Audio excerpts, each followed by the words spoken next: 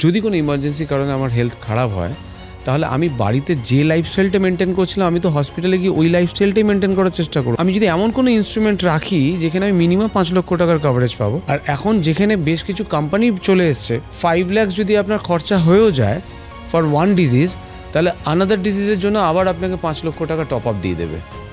এখন কোনো age capping নেই, যে কোনো এজেই আসতে পারেন। তার ক্ষেত্রে তার মেডিকেল এলিমেন্টস রয়েছে, সেগুলোকে ডিক্লেয়ার করতে হবে। সাপ্রেশন অফ ফ্যাক্ট হলে পরে কিন্তু হবে না।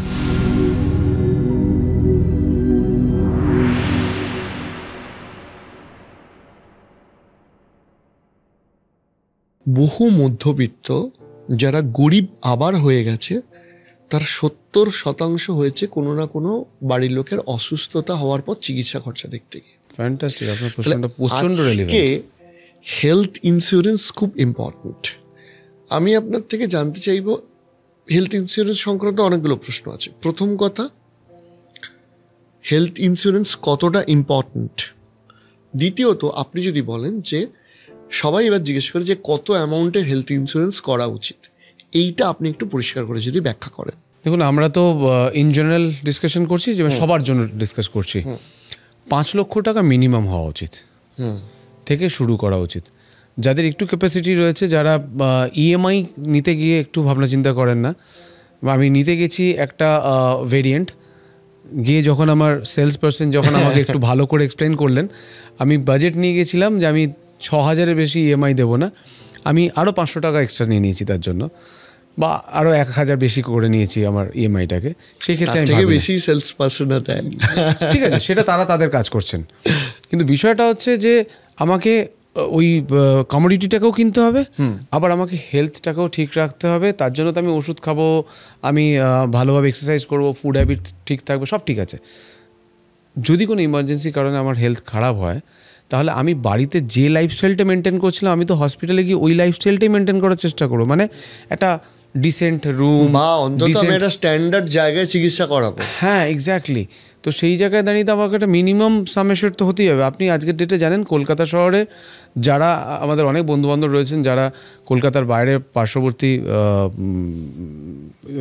ডিস্ট্রিক্টে থাকেন, সেখানে ট্রিটমেন্টের প্রপার সলিউশন হয় না বলে তাদেরকে আলটিমেটলি সেই কলকাতায় আসতেই হয়।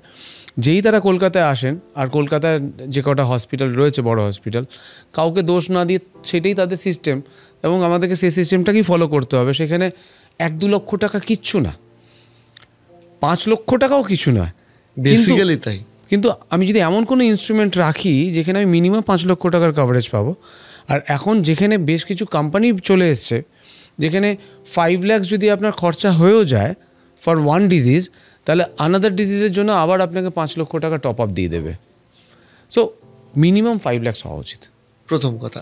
দ্বিতীয় কথা হচ্ছে, অনেকে এটা বুঝতে পারেন না, আপনিও একটু বলুন যে 5 লাখ টাকা মানে অনেকে ভাবে আমার টোটাল খরচটা 5 লাখের মধ্যে থাকতে হবে, কিন্তু 5 লাখ মানে আমার এই যে বেড ভাড়ার যে ক্যাপটা থাকে, মানে আমি আপ টু 5,000 অবধি বেড ভাড়া পাবো, তারপরে হয়ে গেলে আবার সেম রেশিওতে বাকি যে ওষুধপত্রের দাম আছে সেগুলো মেডিকেল ইন্স্যুরেন্স কোম্পানিগুলো কেটে দেয়। ঠিক। তো সেই হিসাবেও কিন্তু অনেকে ভাবে যে আমার যদি অসুস্থ হইও তাহলে আমার তো 1-1.5 লাখ টাকার ওপর বিল হওয়া উচিত না। ঠিক। কিন্তু আমার 5 লক্ষ টাকা করে কি লাভ? সেই জন্য আমি আরও একবার বুঝিয়ে দিতে বলছি যে কেন 5 লক্ষটায় আপনি জোর দিলেন। দেখুন, আপনার যে প্রশ্নটা ছিল খুব রেলিভেন্ট প্রশ্ন, কারণ হচ্ছে অনেকেই ভাবেন যে 5 লক্ষ টাকা মানে অনেক টাকার পলিসি রয়েছে, কিন্তু এখন কিছু কোম্পানি রয়েছে যারা এই 1%-এর ক্যাপিংটা রাখছেন না। কিছু কোম্পানি ছিলেন যারা 1%-এর ক্যাপিংয়ের ছিলেন, এখনও তারা আছেন, বাট মেজর কোম্পানিজ আর দেয়ার যারা এই ক্যাপিংটা থাকছেন না, কিন্তু তারা কিন্তু আপনার শেয়ারিং রুম দিচ্ছে অথবা জেনারেল রুম বেড দিচ্ছে, যেখানে হয়তো আপনি মনে করছেন যে আমি একা থাকতে পছন্দ করব, সেই ক্ষেত্রে 5 লক্ষ টাকার সামেশনটা আপনাকে সেই সাপোর্টটা দেবে না। যদি এটা 5 লাখের ওপরে যায়, 10 লাখ থেকে মোটামুটি দেখা যাচ্ছে যে সিঙ্গেল শেয়ার আপনাকে দিচ্ছে, যেখানে আপনি একা থাকতে পারেন। সো 5 লাখ যদি মিনিমাম থাকে, সেই ক্ষেত্রে ডক্টর ফিজ, আপনার যদি আইসিইউতে যেতে হয় বা আইটিইউতে যেতে হয়, সেক্ষেত্রে ডাবল অফ দ্য সাম অ্যাশোর্ডের ক্যালকুলেশন একটা আসে। কিন্তু এই মুহূর্তে মোটামুটি কোম্পানিগুলো যারা রয়েছে তারা আপ টু সাম অ্যাশোর্ড খরচা দিয়ে দিচ্ছে। আচ্ছা, আরেকটা হচ্ছে যে বহু ছেলে মেয়ে চিন্তিত বাবা মার হেলথ ইন্স্যুরেন্স করা নেই, তো কত বয়স অবধি তারা হেলথ ইন্স্যুরেন্সে আসতে পারেন সিনিয়র সিটিজেনদের মধ্যে বলছি? এখন কোনো এজ ক্যাপিং নেই, যে কোনো এজেই আসতে পারেন। তার ক্ষেত্রে তার মেডিকেল কী কী এলিমেন্টস রয়েছে সেগুলোকে ডিক্লেয়ার করতে হবে। সাপ্রেশন অফ ফ্যাক্ট হলে পরে কিন্তু হবে না। আমি মনে করলাম আজকে আমি জানালাম না, কালকে ইন্স্যুরেন্স কোম্পানিকে যখন প্রডিউস করা হচ্ছে পেপারগুলো হসপিটাল থেকে, সেখানে হয়তো যে ওষুধগুলো উনি খাচ্ছিলেন সেগুলো হয়তো বলা হয়নি, সেটা ইন্টেনশনালি হোক আনইন্টেনশনালি হোক। এইটা যদি হয় তাহলে কিন্তু ইন্স্যুরেন্স কোম্পানির কাছে ফুল অ্যান্ড ফাইনাল রাইটস রয়েছে আপনার পলিসিটাকে ডিক্লাইন করে দেওয়ার। তখন আপনি কোনো টাকাই পাবেন না, কোনো টাকাই পাবেন না সেখানে। আচ্ছা, এবার এই হেলথ ইন্স্যুরেন্সে আরেকটা পয়েন্ট উঠে আসছে, সেটা হচ্ছে যে এক হচ্ছে প্রতি বছর প্রিমিয়ামের অ্যামাউন্টটা বেড়ে যায়। দ্বিতীয়ত হচ্ছে দেখুন আজকে 5 লাখ খরচ, এবার ধরুন কোনো বয়স্ক মানুষের জন্য কেউ যদি হেলথ ইন্স্যুরেন্স করেন, ওই ইনফ্লেশনের হিসাব ধরে তিনিও ভাবছেন যে কালকে যদি এটা 10 লাখ খরচ হয় তখন কি সাম অ্যাসিওরের ইনক্রিমেন্টটা সম্ভব? আর দ্বিতীয়ত হচ্ছে যে দীর্ঘদিন হেলথ ইন্স্যুরেন্স যদি চালানো হয় তাহলে নো ক্লেম বোনাস হিসাবে আমার প্রিমিয়ামটা কিছুটা কম হতে পারে কিনা? না, নো ক্লেম বোনাস হিসাবে কিন্তু প্রিমিয়াম কমে না। আচ্ছা, এটা গাড়ির ক্ষেত্রে হয়, আচ্ছা, যেটা হেলথ ইন্স্যুরেন্সের ক্ষেত্রে হয় না। নো ক্লেম বোনাসের জন্য অ্যাডিশন হতে থাকে, মানে আপনি যে সামেশ্বরটা নিয়েছিলেন সেই সামেশ্বরটা বাড়তে বাড়তে যাবে যদি মাঝখানে কোনো রকম কোনো ভর্তি না হতে হয় বা যদি কোনো রকম শরীর খারাপ না হয়, তাহলে পরে প্রত্যেক বছরই আপনার কিউমুলেটিভ বোনাস হিসেবে ওটা বাড়তে বাড়তে যাবে সামেশ্বরটা। এখন এরকমও প্রোডাক্ট চলে এসছে যেটা আমাদের কাছে এখন প্রচণ্ড কোয়ারি আসে এই প্রোডাক্টটা নেওয়ার জন্য, সেটা হচ্ছে ইনফ্লেশনকে মাথায় রেখে। কারণ যেরকম আপনাকে আজকে একটু আগে বলছিলাম যে এডুকেশন ইনফ্লেশন অনেক বেড়ে গেছে, তেমনই হেলথেরও কিন্তু ইনফ্লেশন অনেক বেশি দ্যান আদার ইনফ্লেশন রেট। ডেফিনেটলি, হ্যাঁ। সেইখানে দাঁড়িয়ে আজকে যদি 5 লক্ষ টাকা খরচ হচ্ছে, তাহলে আজ থেকে 1 বছর পর 2 বছর পরই 5 লক্ষ টাকাটা 5 লক্ষ থাকবে না, সেটাও 6-7 লক্ষ টাকা হয়ে যাবে। তো এবার আপনার মেডিক্লেম পলিসিটা হচ্ছে 5 লক্ষ টাকা, আপনি সেই অনুযায়ী প্রিমিয়াম পে করেছেন, আর আপনার কিউমুলেটিভ বোনাস হিসেবে হয়তো 5% কি 10% বেড়েছে, যেটা হয়তো খুব বেশি আপনাকে সাপোর্ট দেবে না। এরকম প্রোডাক্ট চলে এসছে। আজকে যদি তার minimum sum assured would be 10 lakhs। So যদি 10 লাখ সাম অ্যাসিওর্ড, প্রিমিয়াম কিন্তু খুব বেশি নয়। আমরা আগেই ভেবে ফেলি 10 lakhs মানে অনেক বড় টাকা প্রিমিয়াম, তা নয়। প্রথম বছর 10 lakhs থাকবে, পরের বছর 15 lakhs অ্যাড হয়ে যাবে, মানে 25 lakhs হয়ে যাবে।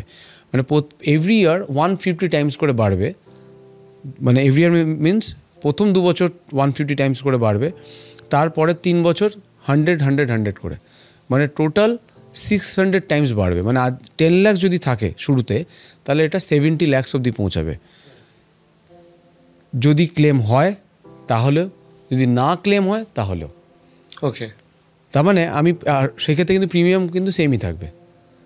এবার প্রিমিয়ামটা সেম থাকবে মানে হচ্ছে আমি যে বয়সে ঢুকেছিলাম, মানে এজ গ্রুপ যদি এরকম হয় যে 25 to 36, 37-এর পর থেকে বাড়বে, মানে 45 অবধি একরকম থাকবে, 45-এর পরে বাড়বে। তো এই এজ গ্রুপগুলোকে যদি আমি মাথায় রাখি তাহলে পরে প্রিমিয়াম কিন্তু বাড়ছে না, প্রিমিয়াম সেমই থাকছে, কিন্তু আমার সাম অ্যাসিওরটা বাড়তে বাড়তে যাচ্ছে। যদি ক্লেম না হয় তো, যদি ক্লেম হয় তাহলেও বাড়বে, ক্লেম না হলেও বাড়বে। That is very important. এরকম প্রোডাক্টও এখন চলে এসেছে। আর আরেকটা হচ্ছে যে যেহেতু এখন পরিবারে অনেকজন থাকে, তো অনেকে মনে করেন যে ইন্ডিভিজুয়াল প্যাকেজ ভালো নাকি ফ্যামিলি প্যাকেজ ভালো? না, ফ্লোটার নেওয়াটা বেটার অলওয়েজ। মানে আপনি ফ্যামিলি প্যাকেজ যেটা বলছেন, ফ্লোটার, আমরা ফ্লোটার, আমাদের পরিভাষায় ফ্লোটার বলি। কিন্তু সেক্ষেত্রে ধরুন একটা জটিলতা অনেক ক্ষেত্রে চলে আসে যে অনেক সময় বাবা মায়ের বয়স, বাবার বয়স হয়তো 68-70 হয়ে গেছে, মায়ের বয়স 58 বা 60, সেক্ষেত্রে তো সাম অ্যাসিওর কি ইন্ডিভিজুয়ালি বাড়ানো সম্ভব? মানে আমার যদি বাবার জন্য 10 লক্ষ টাকা এনাফ থাকে, মায়ের বয়সটা বিচার করে সেই 10 লক্ষ টাকাটা এনাফ লাগছে না, তখন ইন্ডিভিজুয়াল সাম অ্যাসিওর কি চেঞ্জ করা যায় সেক্ষেত্রে? সেই ক্ষেত্রে কিন্তু আমার উত্তরটা বদলে যাবে অবশ্যই। যদি এরকম বিষয় থাকে যে আমার মায়ের সাম অ্যাসিওরটা বেশি দরকার, বাবারটা একটু কম হলেও চলবে, সেই ক্ষেত্রে ইন্ডিভিজুয়াল সাম অ্যাসিওর নেওয়া যেতে পারে। হায়ার এজ বলতে আপনি যেটা বললেন যে বাবা মা যদি ইনক্লুড করেন, বাবা মাকে যদি ইনক্লুড করেন, তাহলে অবশ্যই বলবো বাবা মাকে আলাদা করে, বাবা মার জন্য আলাদা করে ইন্স্যুরেন্স নেওয়া উচিত, এবং হাজব্যান্ড ওয়াইফ বাচ্চাদের জন্য আলাদা করে ফ্লোটার নেওয়া উচিত।